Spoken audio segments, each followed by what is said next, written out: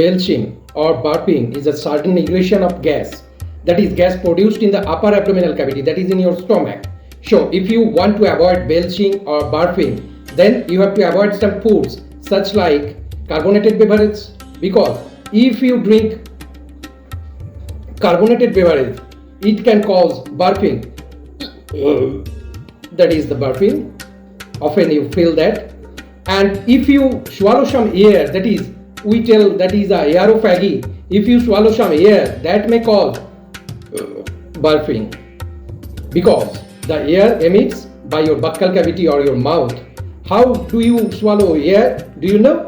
By drinking with hissing sounds, such as you are drinking tea. This hissing sound may cause sudden egression of gases by your buccal cavity, and that causes burping or belching.